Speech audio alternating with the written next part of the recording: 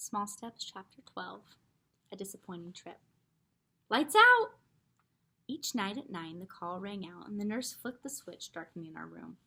We rarely protested. Sometimes we talked for a while in the dark, but most nights we were ready to go to sleep. Breakfast arrived early, and the struggle to do ordinary activities was tiring. On the night of my visit from Dr. Bevis, however, we talked for a long time, sharing memories of doctors and nurses and treatments. These memories led to talk about when we got polio and how we first learned what was wrong with us.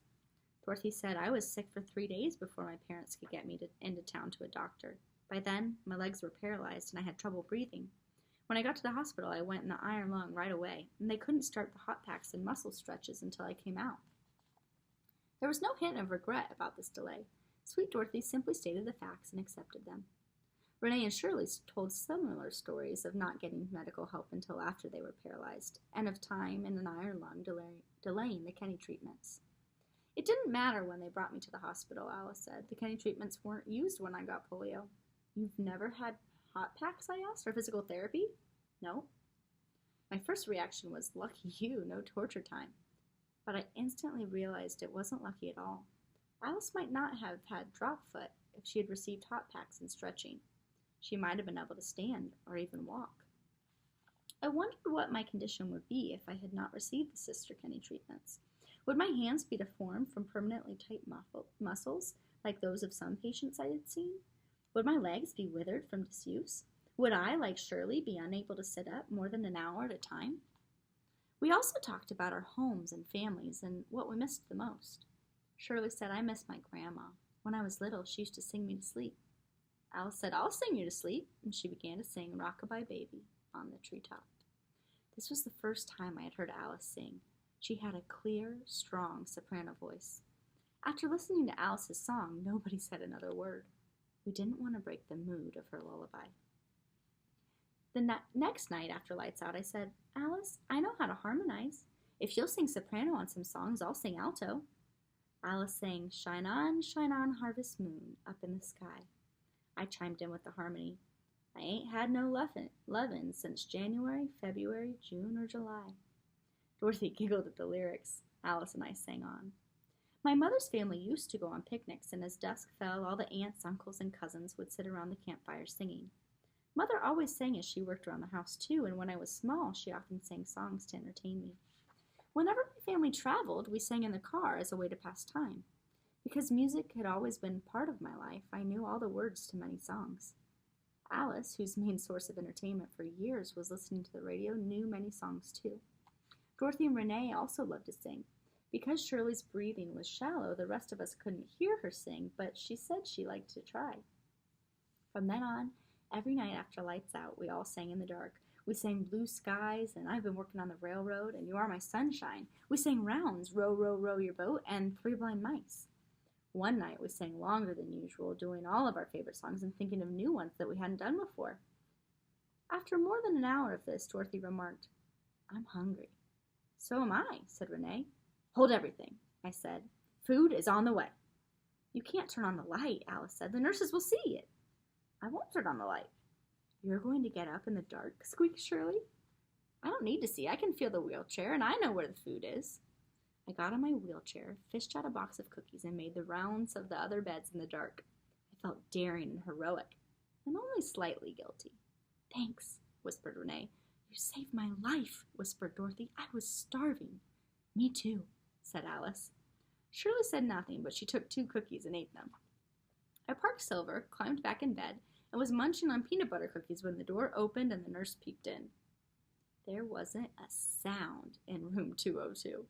Not even any chewing.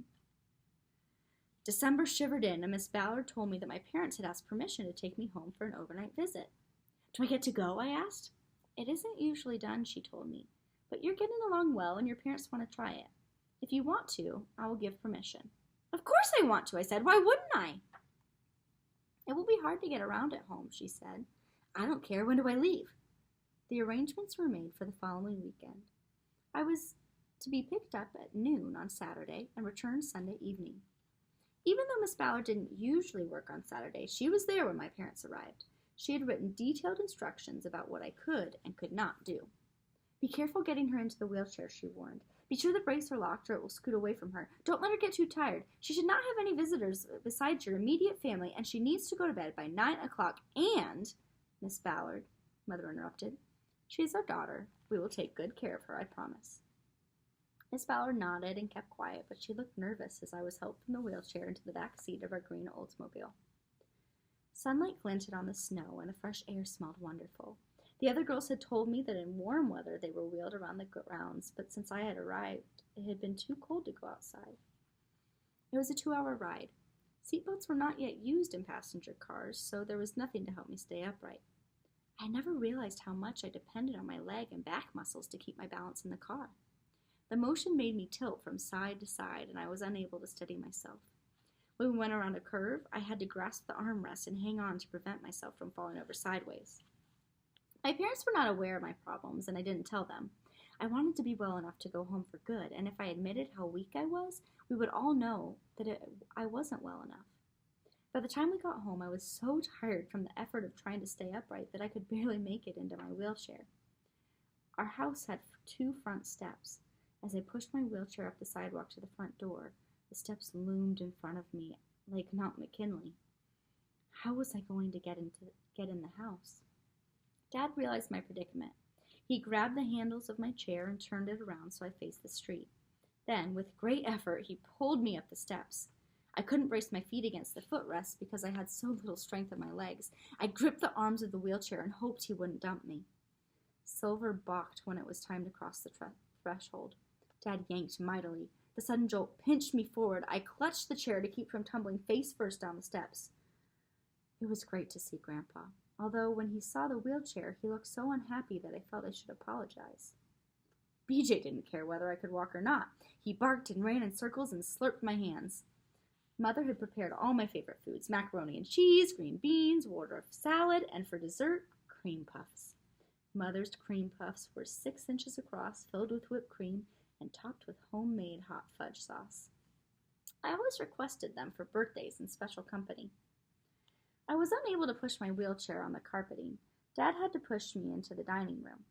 The arms of my wheelchair were too high to fit under the table, so I had to be helped into a regular chair. Once there, I couldn't slide the chair forward. By the time I was in place, I was too discouraged to eat much. The first floor of our house had a tiny half bath consisting of a toilet and sink. My wheelchair did not fit in it. To get the chair close enough to the toilet, I had to leave the door open. There was no bar on the wall to hold on to, like there was at the Sheltering Arms, so I needed help to get off the toilet. The lack of privacy embarrassed me. Since going upstairs was out of the question, I slept on a cot in the living room. I had longed to come home, but now that I was there, it wasn't much fun. Home wasn't the same if I couldn't sleep in my own bedroom or use the bathroom by myself. It wasn't the same when I couldn't sit down at the table without help. I felt like a stranger in those familiar rooms. When it was time to go to sleep, I wished I had someone to sing with. In the morning, I practiced one of my piano lessons and discovered that my foot could no longer work the sustain pedal.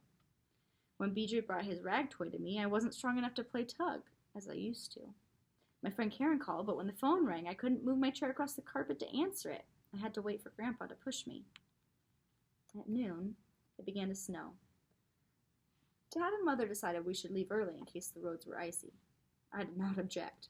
I was ready to return to the hospital. Trying to get along in the normal world was too hard. I still needed more help than my well-meaning family could provide. The ride was even more tiring this time because I was weary at the start from the effort and excitement of my time at home. Once again, I clung to the armrests and struggled to keep my balance in the back seat. Because of the snow, it took longer than usual to get back to Minneapolis. I grew more uncomfortable every minute. With relief and gladness, I returned to the welcoming embrace of the Sheltering Arms. Miss Ballard questioned me at length on Monday morning. When I confessed I had been glad to come back, she smiled ruefully and said, "I was afraid of that, but I had to let you try." "Silver almost threw me," I said, going up the steps of my house.